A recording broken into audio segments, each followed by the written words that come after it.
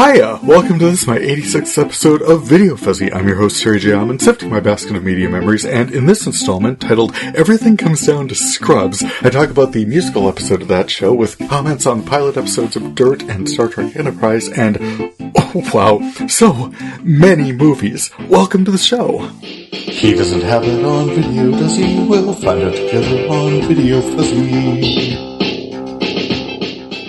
I spent a couple months working on episode 3 of VideoFuzzy, the soundtrack. I want to encourage you to check that out. Had some good conversation with friends about great music while exploring another chunk of my music collection. I was really proud of what I came up with.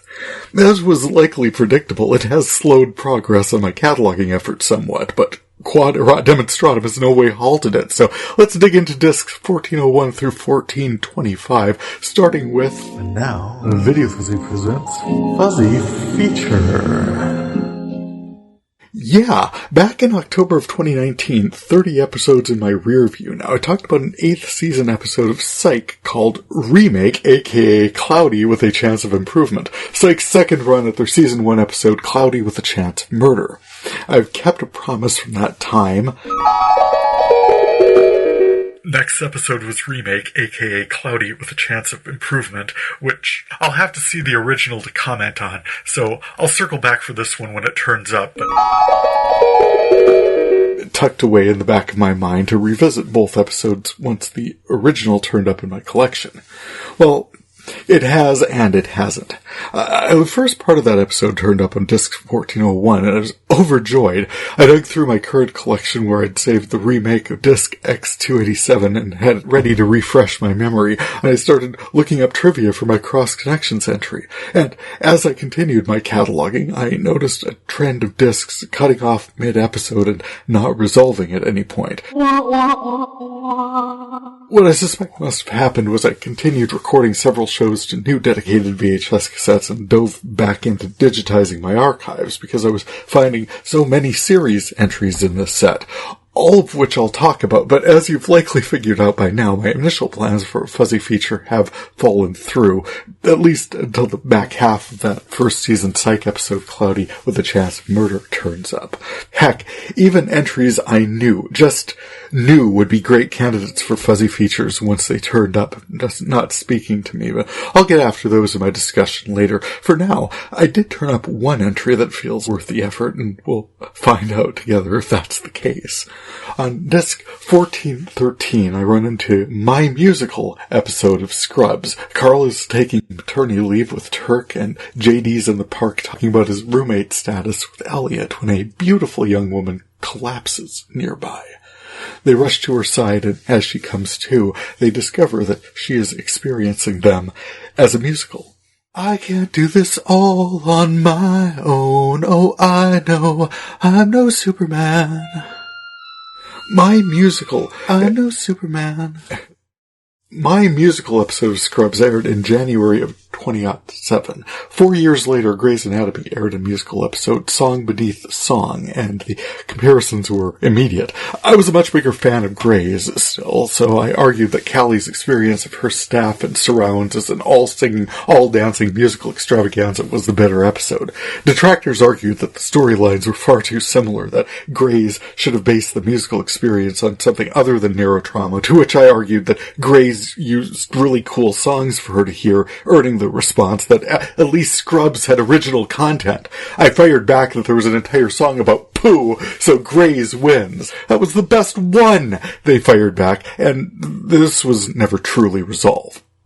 Well, except IMDb includes self-selected fan rankings. Grey's got 6.3 stars out of 10, and Scrubs, my musical, got 9 out of 10. Seems pretty resolved to me. That, and I later learned that the Scrubs musical was penned in part by writers from Avenue Q, and the draw became very clear. Rewatching the episode and encountering Carla confronting Turk and Dominican made me think of another deep connection the show has with a lot of the cast of Cougar Town, where Courtney Cox as Jules is taken to task by Ian Gomez as Andy Torres for not knowing anything about him. In reality, Jules knows everything there is to know about Andy Torres because her best friend in the whole wide world, Ellie Torres, has complained to her about him constantly. So in that second season moment, I'm remembering she'd absolutely have more to talk about than the fact that he is Cuban. But I'm really coming at this backwards. The beautiful woman who collapses in the park is Stephanie D'Abruzzo as Patty. Elliot and JD get her an ambulance, and when she arrives, the entire team is in the parking lot to welcome her to Sacred Heart with a big opening number. If you think we're singing, you belong at Sacred Heart. Dr. Cox orders tests, and JD and Turk sing, "Everything comes down to poo." That test inconclusive, Dr. Cox orders a CAT scan for Patty after securing her help and getting JD to back off a little bit on his slavering hero worship of him. Carla and Elliot have news they need to break, and with Patty there, they get to break it musically. Carla is not too excited about taking a year off from work to stay home with her baby, and Elliot wants to move into her new house alone. JD is hurt by this and storms off, and when Carla tells Turk she wants to come back to work, he says, I thought family was the most important thing to Puerto Ricans, which sparks that huge tango where she reminds him that she is Dominican and demands that he list everything he remembers about her before she'll ever have sex with him again. Turk ultimately sings his way back into her good graces, but Dr. Cox has bad news for Patty. It's an aneurysm, and she'll need surgery. That blow is softened by a love song between Turk and JD, and Elliot and JD reconciling in the most derivative number of the piece, which is saying something, a practically frame for frame, note for note ripoff of We Go Together from Grease, when Patty sits straight up in her bed and demands to know what's going to happen. She's scared. She doesn't know if she'll survive the surgery, and capably establishes the stakes for the episode. Post the surgery, the musical is over. She is cured, but she absolutely misses it, humming the reprise for Sacred Heart over JD's closing monologue. That final moment made this work way better than I remembered, and I'm really glad I took some time with it. Yes, it's a comedy, and yes, they sing about poo and about guy love between two guys, but the hospital setting and deeper involvement with these characters, who 6 seasons along have absolutely developed some history, demands a little more than slapstick goofoffery from the writers, and I feel that they were equal to the challenge. I liked how they fig-leafed the musical by wheeling Patty in anywhere before they burst into singing. I thought I remembered situations in the Gray Sloan musical where the characters were singing and Callie was nowhere in evidence, but in both instances, head trauma is a fig leaf anyway, a semi-plausible excuse for the artistic choices being made by the writers, crew, and actors telling the story. My musical is a much better musical than I ever gave it credit for. Are the side stories a bit light? Sure, you're not going to resolve the janitor and Dr. Cox's irritation with JD in a musical. And if he's not moving with Elliot to her new place, it's not like JD is homeless. And Carla, she wasn't going to be staying home for a year. And the principal storyline was paced perfectly. It was all light-hearted burst into singing fun, but Patty was diagnosed with a potentially fatal brain aneurysm, and that gave the situation gravitas, exactly the right amount for exactly the appropriate amount of time for a situation comedy.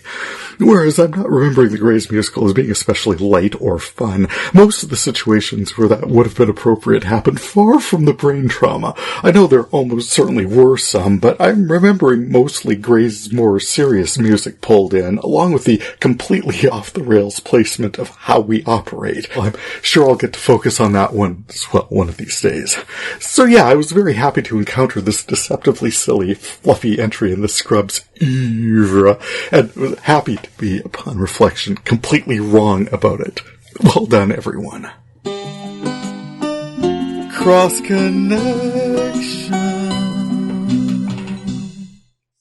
I don't have far to go with this one for my Studio Murphy Under challenge. I think the entire cast of Scrubs has been on Cougar Town, which featured Matthew Perry from Studio 60 on the Sunset Strip.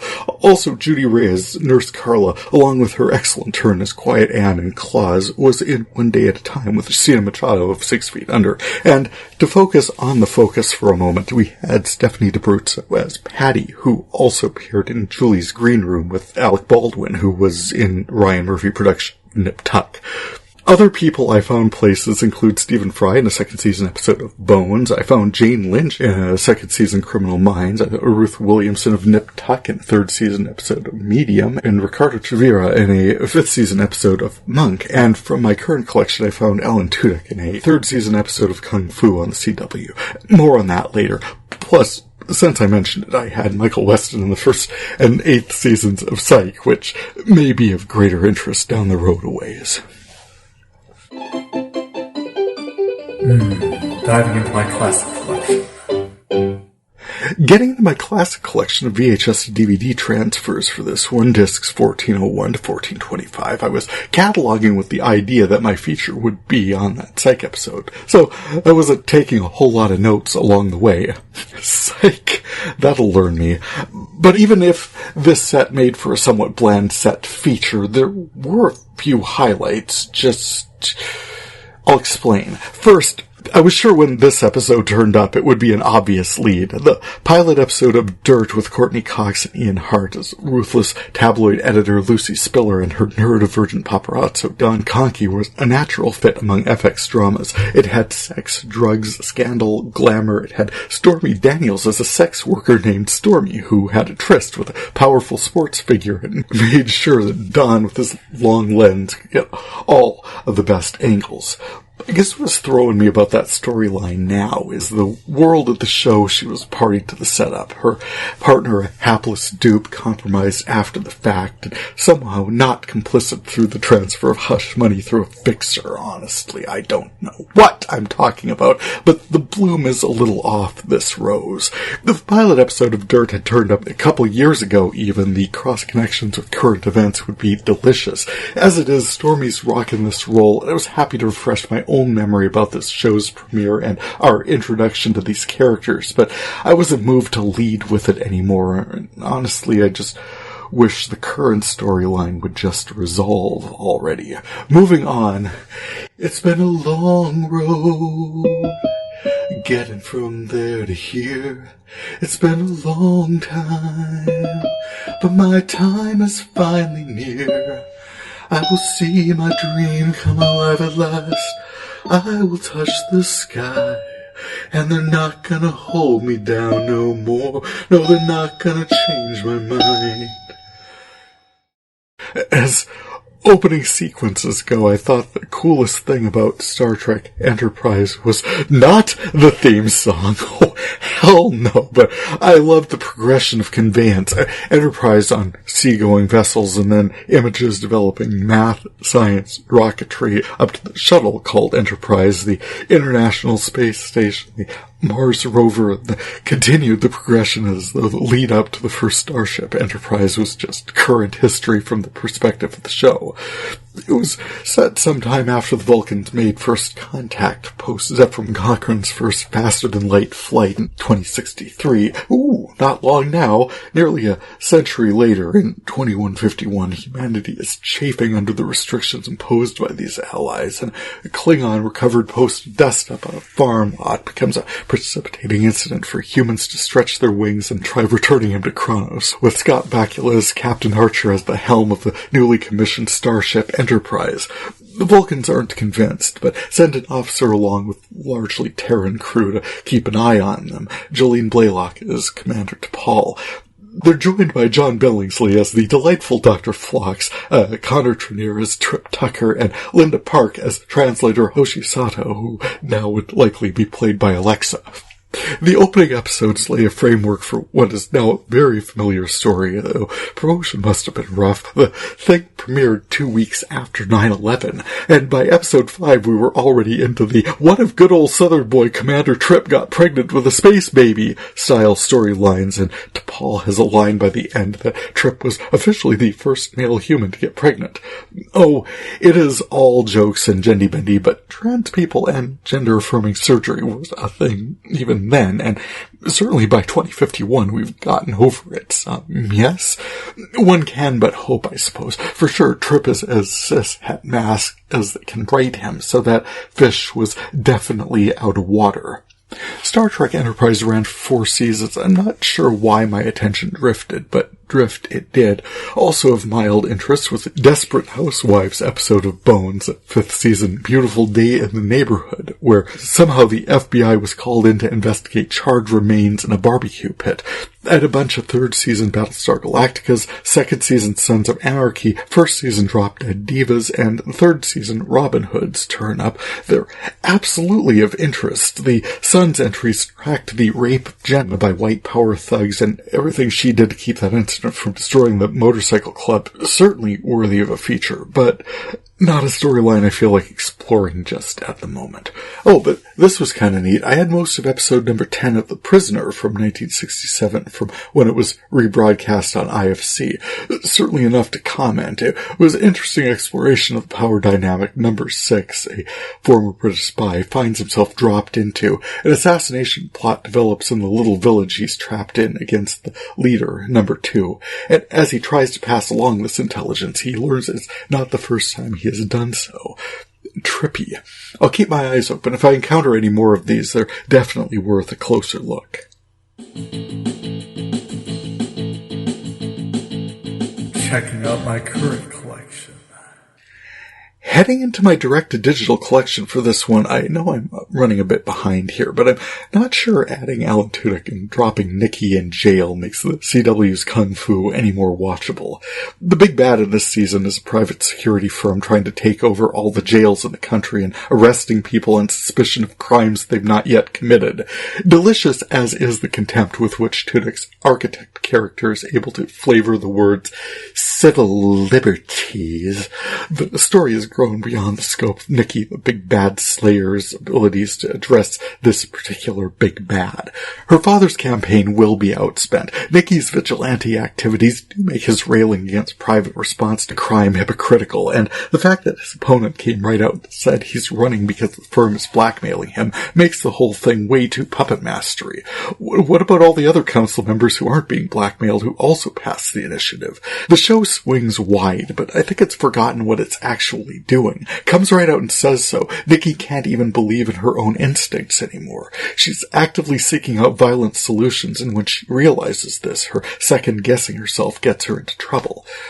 My guess is that her boyfriend, Henry, will convince her with his mystical compass energy that no, she's got to be exactly this violent because bad people punch Alan Tudyk in the nose and save the day. In other viewing, Hannah and Her Sisters from 1986 is another exploration of moral relativism, this time with more relatives. Woody Allen and Mia Farrow wrote Michael Caine into a situation where he's married to Mia as Hannah, but is in love with her sister, Lee. Woody Allen has been married to Hannah, but following an existential crisis that sends him exploring world religions, ends up marrying and impregnating April, another sister. His marriage to Hannah fell apart in part through his inability to desire children, so yeah. Leah's partner to Frederick, a neurotic and hyper-intellectual artist who refuses to sell art by the yard because it will go with the decor, and Michael Caine has done everything he can to get some time alone with Lee. So, second, Frederick's back is turned. Kisses her, and awkwardness just awkwards from there. Meanwhile, April writes a play about their lives, which upsets Mia, or Hannah. She confronts Michael Caine about how distant and distracted he is. I think the resolution focuses on Woody and April, but the point is just to explore human lives, crapping where they eat. Alternately, I was very pleasantly surprised by Blumhouse Productions' releases Happy Death Day and Happy Death Day to You from 2017 and 2019, which aired, quite a while ago on FX. Along with Hannah, I'd had quite a backlog of movies on our Midco TV setup and was finally able to watch them. Jessica Roth is Tree, a Kappa Pi lamb more interested in status than school, is pursuing an affair with a doctor at the hospital where her roommate works. We discover all this after she wakes up at 9 a.m. in a dorm room with Carter in his roommate's bed. She goes through her unremarkable day, blowing off breakfast with her dad, late for class, tryst with married doctor boyfriend. Later on her way to her own surprise party, she's stalked and murdered by a killer wearing the mask of a school mascot, a baby. Short movie, except because off-camera quantum temporal fig leaf experiment by Carter's roommate that we learn much more about in the sequel, Tree, is looping. She wakes up once again at 9 a.m. on her birthday, which, true, a lot of people celebrate the same birthday over and over again, but they don't all wake up with memories of dying that night. having died that night, having died the night before, future, past, perfect subjunctive. I asked Grammarly and they were having none of it. She is interested in learning who killed her, and gotta say that'd be a primary focus for me as well. She locks herself in her room, she snoops around campus, she confronts suspects, and comes to know of a serial killer recovering at a local hospital who seems equally interested in her. Whatever she does, she always dies and wakes up in Carter's roommate's bed, generally another day wiser. One unexpected side effect to all this is that she deepens her connections with those around her, especially Carter, who she starts to fall for, or for whom she starts to fall, since I'm getting all precious and grammatical. I mentioned the sequel, and it's this team of physics students who have unwittingly created a time loop. One of them, Carter's roommate, Nathan, starts experiencing the time loop himself after his own encounter with the babyface killer, and Tree, old hat looper by this point, tells him what was going on with her in the first movie. She joins the team in the lab to help Nathan escape the loop, and is enraged to find herself in the same one she just got out of, with a few changes, however, sufficiently jarring that she stops to think about where she even wants to resume her own timeline.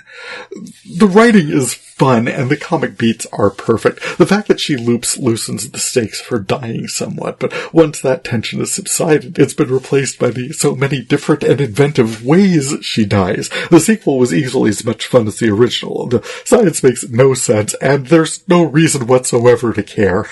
Brilliant work, so much friggin' fun. I highly recommend. There's a couple other movies I refreshed my acquaintance with recently, including Stanley Kubrick's A Clockwork Orange and Parker and Stone's Team America World Police, with all the joy of tropes and commentary that abound through these two. A friend of mine once told me that Clockwork Orange is the dumbest thing she'd ever seen, and I guess what I've tried to do is step back and view it cold. It works as cinema, it works as art, and it is difficult as character study. Alex is no more an antihero than Rasputin in The King's Man. He is darkness itself. Making him narrator doesn't elevate him, and declawing him halfway through doesn't make him sympathetic. The futurism probably makes it more palatable, but this story relies so completely on this precise bifurcation. Alex had to exist because, for the author, Anthony Burgess, he did. Burgess wrote this story as catharsis, trying to inhabit the mind of his assailant, which demanded the character be as real as he could stomach, asking the question, what layer of anime, what circumstances produces this level of psychopathy, cruelty, absence of common humanity? I guess I'd argue a strict class structure of diminished opportunities for mobility where there are betters and lessers, winners and losers, but everyone still has to scratch out a life for themselves, gives you young people with no buy-in and no stake in it, and that leads to not caring so much whose fatted calf gets gored. That won't do it on its own, but I'm sure it gets us down that road a stretch. As for Team America, I found myself quoting from especially the Kim Jong-il character all the time. Won-wee, I'm so won-wee, I got no woofy to cuddle me. I reference Clockwork all the time, too. Gottywhat's gravity nonsense now. And from the minister, no more words. Actions speak louder than action now. Besides, if you want a truly untenable character study, look at Charles Coburn in The Devil and Miss Jones. He plays the devil, John P. Merrick, a multi-gazillionaire living his entire existence outside the public eye. When a figure with his name on it is burned in effigy outside a department store, he launches the test case for undercover boss, infiltrating the shop floor as a fellow employee, trying to ferret out which of his employees they are agitating to organize. He takes a post as a slipper salesman, from which vantage point he discovers that every single one of his employees wants a union. Initially he was going to fire everyone, but somehow, and it's not really clear how this happens, he comes to care about these working stiffs, especially Jean Arthur as the titular Miss Mary Jones, who trained him in a stock position. There's romantic subplots with Robert Cummings as Union firebrand Joe O'Brien and his interest in Mary, and Merrick's quite sudden interest in Spring Byington as Elizabeth Ellis. Transformations like this usually require Yuletide visits visits from 3 or 4 ghosts whilst in one's night clothes, but at no point did this movie take itself all that seriously, and it was a pretty good yarn. I'd say check it out. It was certainly better than Gemini Man, who, far as I could tell, all the very best parts of this movie were in the trailer. Will Smith plays Deadshot. Sniper Henry Brogan. Lord, this movie is made 3 years after Suicide Squad. He's been neurochemically manipulated to excel as a sniper for hire with the Gemini Corp, who, it turns out, he has aged out of usefulness. It's cloned him. Victor Hugo plays Junior. There's a lot of wah action scenes. The side plot with the FBI agent, and then with his handler starts out meh, and then picks up a little, but not much. And in the end, I'm mostly reimagining it as a video game, but there really wasn't much pulled in by either the stakes or the bioethics of the situation, though I can certainly see where others might be. And Turner Classic Movies, wow, the Sidney Poitier movie I enjoyed was Pressure Point, a 1962 production that explores race relations in America through the prism of a white supremacist prisoner consulting a prison psychiatrist played by Sidney Poitier. And as written, the dialogue needed to include a reference to the doctor just holding back from beating the prisoner. Like, this is the one prisoner who's ever had an issue with him being black. The prisoner is alternately dismissive, condescending, and then confrontational as the doc refuses to rubber stamp his parole paperwork. Who does he think he is? But I feel like this ignorant prisoner, who, by the way, has absolutely done some seriously messed up stuff, should barely raise his blood pressure. Yes, mud people. Absolutely. What a fun theory. You bragged about stripping a woman and playing tic-tac-toe on her while her bar owner husband bled to death on the floor. I am not signing nothing. Followed up in this set by his turn as a director in Uptown Saturday Night, a broadly written comedy spotlighting the comic stylings of a much younger Bill Cosby. A couple of blue-collar schmoes scam their way into a high-roller club that gets raided by thugs. They lose money they can ill afford to lose, and the adventure in getting it back takes them through elements of black life in the early 1970s that seem comically exaggerated, to say the least. Well, it's no worse than 1945 Fred Astaire in his title role in Yolanda and the Thief. No, not Yolanda. He plays Johnny Riggs, a grifter who cons an heiress out of her inheritance somewhere in some Latin American country by way of supernatural subterfuge, and would have gotten away with it too, except for local customs, and this is already more attention than this ridiculous thing deserves. Apart from maybe the extended dance dream sequence in the middle, otherwise, nah. I also watched a few intriguing speculative entries like Moon from 2009 and I Origins from 2014, which were of interest in terms of character studies, but are rightly overlooked. The Turner Classic Movie presentation of The Phantom Thread was very cool. Despite the vivid portrayal of emotional abuse, Daniel Day-Lewis as fashion designer Reynolds Woodcock and Vicky Krieps as his completely disregarded but somehow still fiercely devoted and supportive wife Alma were astonishing. I absolutely loved the character work through that. And I finally saw Call Me By Your Name, which I think is probably a strong coming-of-age exploration of bisexuality through a hyper-intellectual environment set in Italy, a young man in a very supportive family for the mid-'80s setting, particularly as HIV and AIDS is beginning to be identified, so homosexuality in general was panic-inducing. Still, inappropriate as acting on a schoolboy crush on his father's research assistant can well be, given how the boy in the piece is 17. The emotional notes rang true, and the resolution in the end, well, it's good his family is as supportive as they are.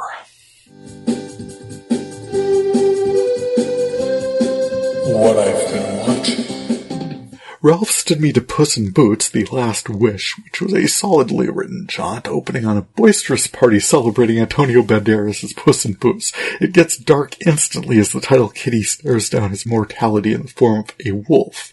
He gets some help from an old acquaintance, Soft Paws, and a new acquaintance, a cosplaying dog, as they race Goldie and Three Bears and Georgie Porgy on a quest for one last wish. I was hit kind of hard in the feels by a few of the reveals, which point to strong storytelling, characters, and world building, and the movie was beautiful. It was just art. And I wanted to give that death woofy tummy scritches, but yeah, for the most part, well-paced, well-written, well-told, and absolutely recommend. Whatever you're watching, wherever you be, stream on the stream with me. And I did finally watch Knives Out, Glass Onion, which I so know I would have preferred to see in theater, but I absolutely loved all the same. Rian Johnson knows from storytelling with a keen instinct for juxtaposing privilege with paucity, flamboyant distraction with subtle sleight of hand, and high-octane action with deep deliberation. Centered in one of the most agile minds ever created, Daniel Craig as Detective Benoit Blanc is always the cleverest person in the room, solving crimes before they've even happened, and deliciously charming all the very while. He can play this character for the very rest of his life, and I look forward to watching him for years to come. Having added Netflix, I figured I'd watch a few shows that have remained stubbornly unavailable sans subscription. I watched Bird Box, finally, which I thought was a little bit perfect for pandemic-era viewing, actually. As messages go, shielding your eyes from the world around you, lest it corrupt and destroy you, and safety can only be attained by running a gauntlet of harrowing, unseen horrors that use your worst fears to tempt, separate, and corrupt you. Once you are among your people, you are truly safe and you learn your true name. I just feel like it's a message I've heard before. This reject the world and its corruption, hearken to the shepherd and he will call you home. Making the central character an antisocial lesbian is sneaky, but they crafted a heteronormative family unit travel in, together with a charismatic black veteran. It's a zombie movie with a point of view, but it is a zombie movie. And how you become a zombie is by letting the world in and tainting, changing, and corrupting you. It's not especially subtle. I mean, the novel it's based on was written in 2014. It's parabolic rocks, and it is entirely enjoyable as a movie unto itself. But seriously, we just had a pandemic, and this is the country we live in, so the parallels pretty much draw themselves. I also saw Black Mirror for the first time. For whatever reason, they started me on Season 5, which is the immersive, massive multiplayer online role-playing video game that reminds one of Street Fighter. The central question of the piece focuses on the validity of same-sex attraction when filtered through virtual reality. Two apparently hetero male friends play characters in the opposite sex in the Street Fighter-style game, and the sophistication of the sensory transfer through the user interface allows them to feel the blows landed by their opponent, as well apparently as gentler touch and caresses, which would be part of the marketing for this system and the only way some people used it. But while initially weirded out by it, the guys continue playing it in fight mode, getting increasingly turned on by their avatars and increasingly weirder in real life. Guy's wife notices how little attention she's been getting lately, and in all reality, I can't think of a way to broach this subject with her. Honey, I'm kind of in love with my friend, but only when I'm an Asian Street Fighter and he's my hot blonde opponent. We tried kissing in real life and it wasn't doing much for us, but then we started fighting, and now I'm not so sure. The story resolved, but I do not think I got the full surling from this installment. As I watch some more, I'll keep you posted. And Stranger Things, as my friend Jesse has said, I will dig Stranger Things, and that's as may be, but they killed off my very favorite character in the pilot episode. You can't make me fall head over heels in love with the owner of a diner who's in full protective daddy bear mode and then toss him out an airlock. Screw you. Yeah, I understand all the underlying story beats it hit and how effective it was because it was meant to be, and you aced all your screenwriting courses at the Academy, but they did him dirty and I am not okay with that. Yeah, I'll return to it sometime. Just Stand By Me in Night Vale isn't grabbing my attention right now. And with that, I should really get this in the feed. Thank you all so much for checking on my video cataloging project. You can check out my catalog listing along with audio links at VideoFuzzy.blogspot.com. For past episodes, add, subscribe, or follow VideoFuzzy wherever you get podcasts. If you get a chance, take a peek at my VideoFuzzy the soundtrack entries. Feedback's always appreciated. You can contact me through my blog or podcast sites via email tjaman1970@yahoo.com or through my VideoFuzzy pages on Facebook and Instagram. Follow me at tjvideofuzzy on Twitter. For VideoFuzzy, I'm Terry J. Aman. Happy viewing. It might be amazing, it might just be scuzzy. We'll find out together on VideoFuzzy.